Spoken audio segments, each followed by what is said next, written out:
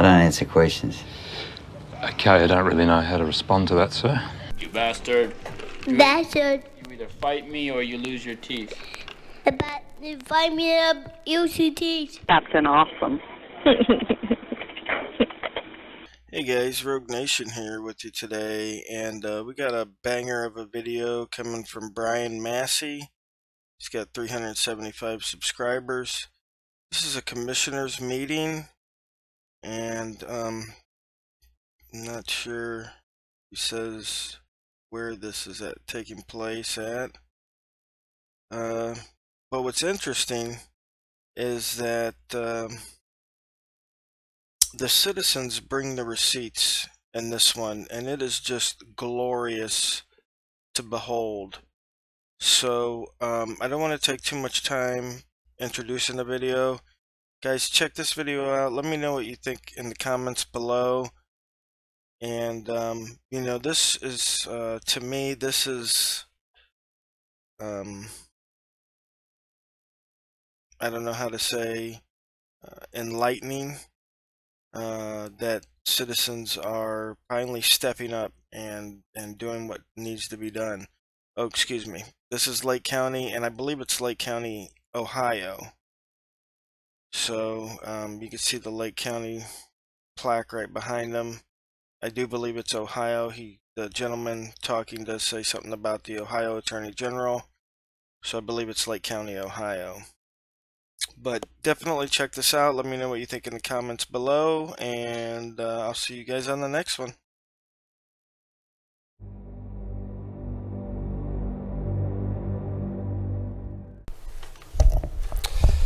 Matthew Heberbrand, 403 Heisley Park Lane. I'm grateful that the Ohio Attorney General released its letter from a couple years ago confirming that the investigation into the May 4th, 2021 alleged hack was closed, but unfortunately that letter raises more questions than it answers.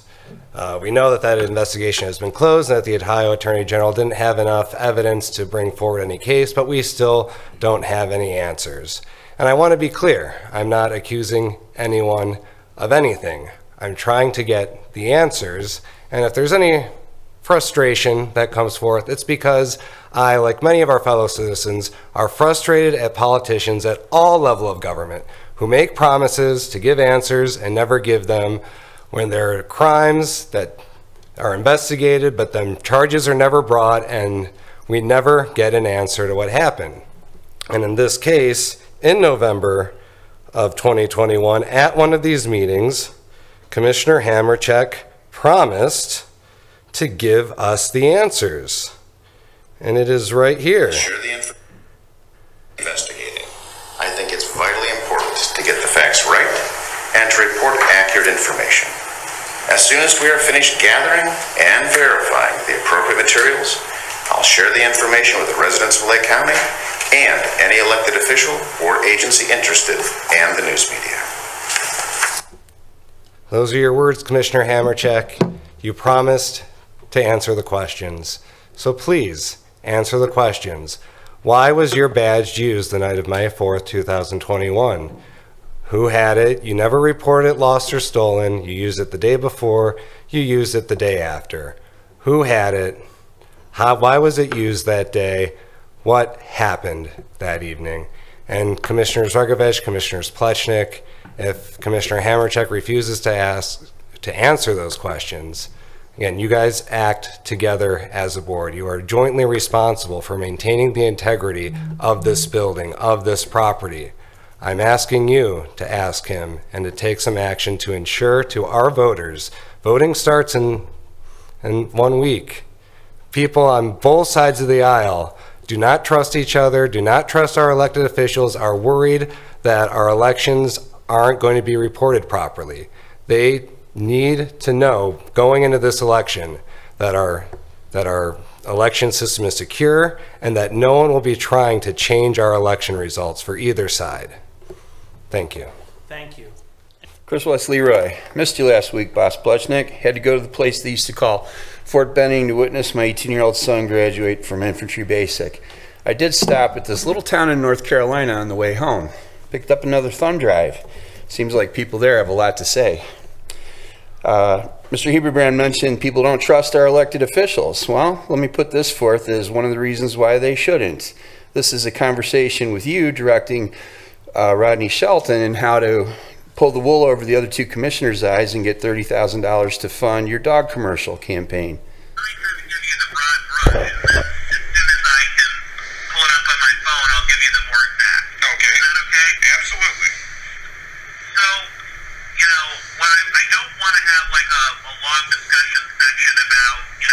Talking about it. I just want to make it matter of fact, and I can tell you, I already know the commissioners will be supportive of it, so we don't need to have a long justification in it. Okay. But basically, you're going to say mostly what you're saying, but just matter of factly. You know, the dog warden's office believes that a stronger start to the ad this time would be beneficial because it's a new ad. Here are the numbers we propose. Done.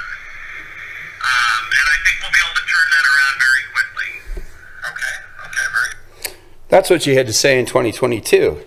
Now let's listen to what you had to say in 2024, when it looked like it might cause problems for you.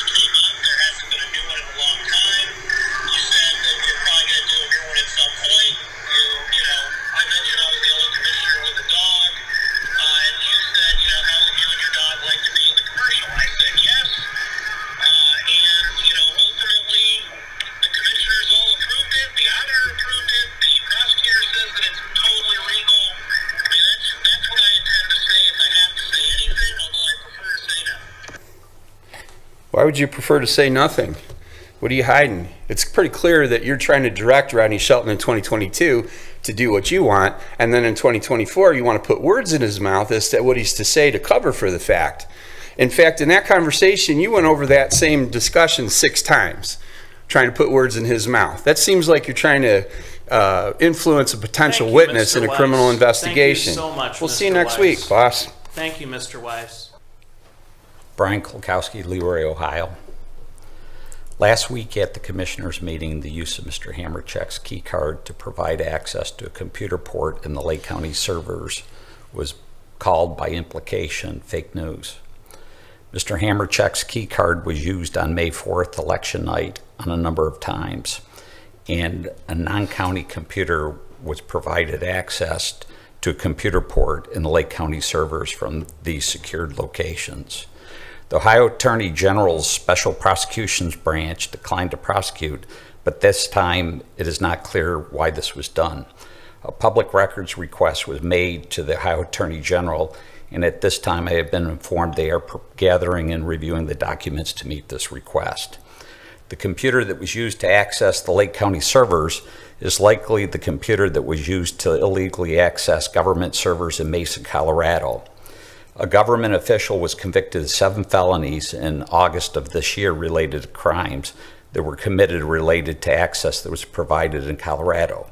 Are these coincidental? Possibly, but data from this access to the Lake County servers were presented at the cyber conference in Michigan, along with the data obtained in Mesa, Colorado. The question we need to ask is, what are the differences? Mr. Hamercheck publicly promised to provide an explanation almost 3 years ago. Perhaps he forgot. Nothing takes away from the fact that someone with access to Mr. Hamercheck's key card may have provided access to the local Lake County servers on May 4th. Mr. Hamercheck, as commissioner, operates on a board and has no individual powers unless that board has given him those powers. As such, any use of the Lake County servers would at a minimum raise ethics questions as to the improper use of public property. There were further questions raised. as to whether other Lake County elected officials were involved. Are they willing to come forward? Again, I hope Mr. Hamercheck reconsiders his unwillingness to provide the public with a reasonable response about what he knows, as he promised almost 3 years ago. We as Republicans cannot question issues of election integrity unless we are transparent about our own actions in elected office. Again, I ask Mr. Hamercheck, when will you tell the public honestly of all the details you were aware of related to this incident, and hopefully allow the public to ask questions to you in response? Eventually, through public records, we will hopefully learn. You can save everyone time by honestly explaining all the details you're aware of. Thank you. Reports, it's time for old business. Any old business to come before the commission? Any old business? Yes, Mr. President. Mr. Commissioner. And if I may say for the record,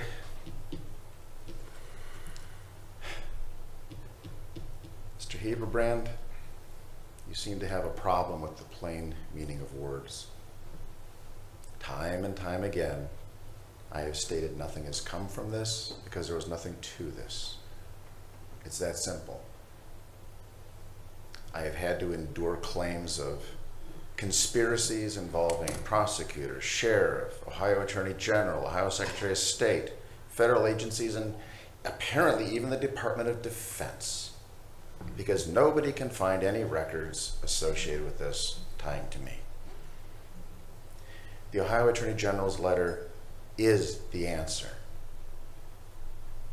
And I have personally said on numerous occasions, as a prosecutor, if you believe a crime has been committed, you have a duty to report it to proper legal authorities. I've also reminded you, as an attorney admitted to practice law, you also understand that filing a false report with legal authorities is in and of itself a crime. Your continuous beating of the dead horse because you are unsatisfied with the reality of the situation is not going to change the facts before us.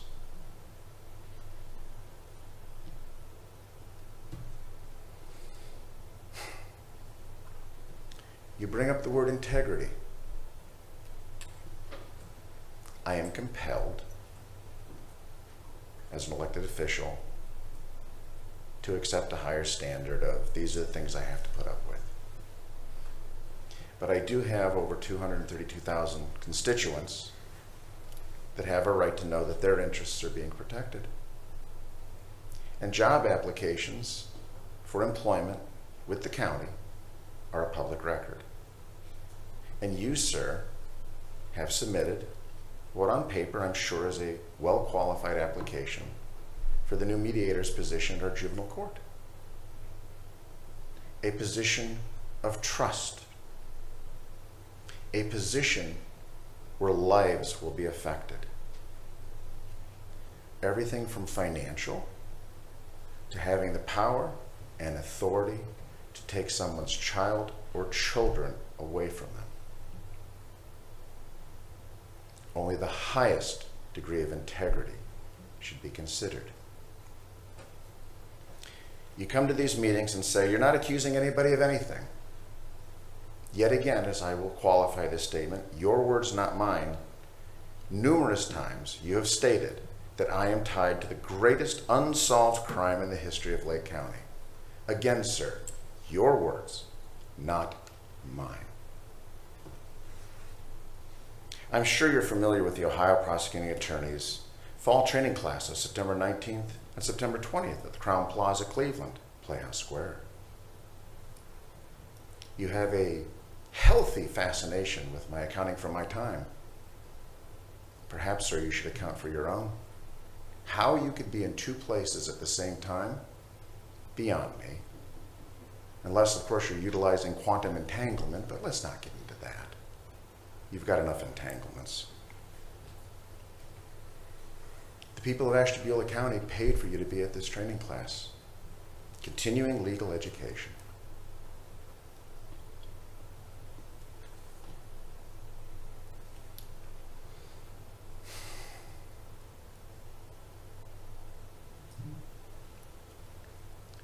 Mr. Heberbrand,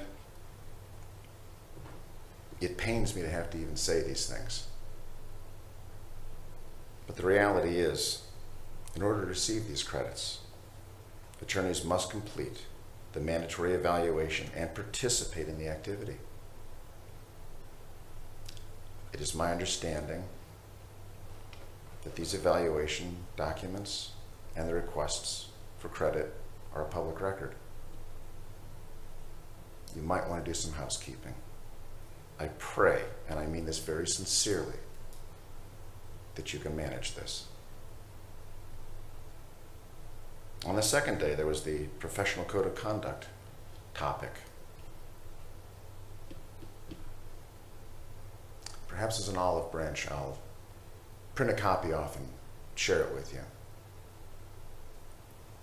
My only request is this time you actually read it. Mr. President, thank you for your time. Thank you, Mr. Commissioner. I would just say for my colleagues' benefit that I'm deeply concerned that threatening a job applicant could put the county at risk. So going forward, I would advise my fellow commissioners that we should consider how we treat our employees, our prospective employees, in addition to the general courtesy that we should show to all residents who come to these meetings. I understand that these can be very difficult topics, but nonetheless, we need to put the county first because, as Commissioner Hamercheck rightly says, we are elected officials, and so our personal feelings need to come second to being fiduciaries to the county. I would start by saying we are deeply grateful that Bishop Maribel is here with us today. I know it must not be easy to make any public appearances after your great loss. Even though I know your faith in God has given you great comfort, it is nonetheless the most difficult thing in life to lose someone who you care about so deeply. And I was very blessed to be able to attend the celebration of life for your beautiful wife. And I have the same faith that you do, that she is looking down on us from heaven. But that doesn't make that any easier for those who loved her here on earth, especially the one she loved the most. So we thank you for being with us today, and you remain in my thoughts and prayers. I know that, once again, these meetings are difficult, but we're called by the people to acquit ourselves well.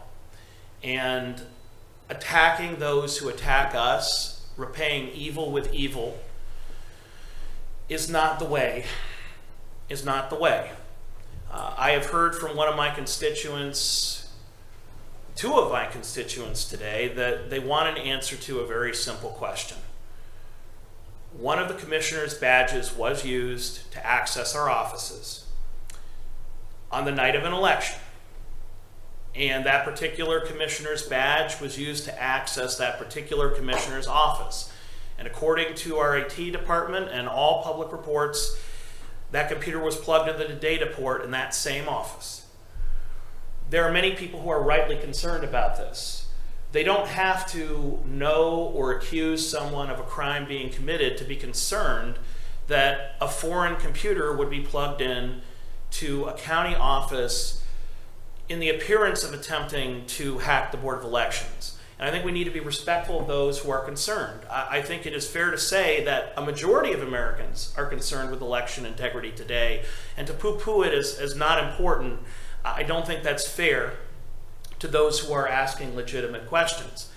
It's obviously up to individual commissioners to decide how they respond to the public, but I would remember, and I would hope that we would all remember, that we adopt rules for the commission every year, and even if members of the public may not follow those rules, the collegiality that we commit to is something that we should remember as we address members of the public. You need to call Susan. Hi. Sorry, that was hospice calling, if anybody's wondering why I'm taking a phone call during this dissertation. Back to you, Professor. I'm sorry, President. Thank you, Mr. Commissioner. I'm just asking that we all try a little harder to show care and concern for one another, including the people with whom we disagree. It's very easy to take offense. It is harder to be respectful. And we are called as commissioners to be respectful of the public who join us. That doesn't mean we agree with them, and sometimes we are treated unfairly, but we should not respond with hatred. And we should recognize that members of the public are frustrated when questions have been asked for months and they have not been answered. In fairness, Mr. Hamercheck, you have made statements, and you've made the same statements every meeting, but you have never answered the question who used your ID badge to enter your office and plug a computer into your data port that is reportedly involved in crimes in Colorado. You've never answered the question of whether you were the person who used that badge, whether you provided your badge to someone else. It's up to you whether you answer that question, but it's gaslighting to say that you've answered the question when you simply have ignored it. And it's your prerogative to ignore it, and you may have good reason to. But in fairness to those asking the question, you have not answered it, sir. And I am deeply concerned that threatening members of the public, particularly those who have applied for a position, could put us in a point of liability in the future. I would hate for someone to sue the county feeling that they were not given a fair application and interview process because a political figure had a political issue with them. We need to treat everyone equally and respect their free speech right as they come before us, even if we strenuously disagree with it. The First Amendment only matters if we protect the speech we disagree with. Any further old business? I trust, Mr. President, I can respond to your statements. Yes, Mr. Commissioner. So I will refer, because I'm a big timeline guy, back to in the beginning when Prosecutor Colson first brought this to the attention of this board. He used words to the effect of, "There is nothing to this." And his words were proven true.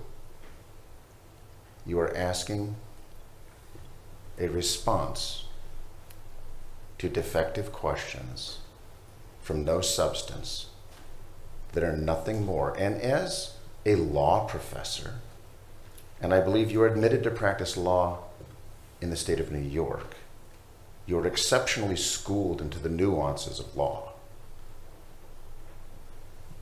You are asking, and others are asking, questions that arise from a false premise. You are asking that a negative be proven. You are masterful at debate. And Mr. Commissioner, I must interject. It is a factual question. Who used your ID badge to enter your office and plug a laptop into your office's data port? That is a factual question, and you might say it is meaningless, it has nothing to do with any crime having been committed. Fair enough. You've nonetheless been asked a factual question, and while you may view that question as meaningless or defective, it is a question of fact who used your ID badge multiple times to enter and exit your office that night. And many, from the Washington Post to law enforcement, have asked many questions about this issue. So to say that it is insignificant, it strains credulity to most. But once again, it is your opinion, and you're entitled to it, sir. I would simply say, you've been asked a factual question, even if you might deem it to be meaningless, defective, unimportant, fair enough, then it should be nothing for you to answer it and satisfy the public's curiosity so this board can move past that controversy. But it's up to you whether or not to answer the question. I just think it is fundamentally unfair to personally attack members of the public who are asking you a factual question. If it's so unimportant, just answer their question and move on. And if you choose not to, fair enough, but don't pretend that you have or use faux outrage to that effect. It may or may not be an important answer from your perspective, but obviously it's important to members of the public who are asking you this question every meeting. So in fairness to them and in fairness to honesty, it doesn't matter if you think the question is significant. It is a factual question, sir. Of all the words you used, you only used one correctly, and that being defective. Your belief is not required for something to be true. Thank you, sir. Thank you, Mr. Commissioner. any new business to come before the board? Mr. President. Mr.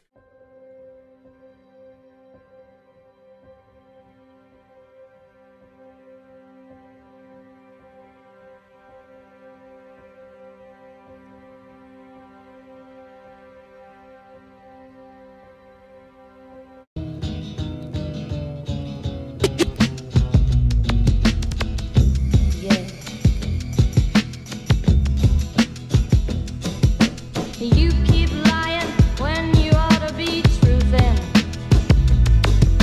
and you keep losing when you ought to not bet. You keep saying when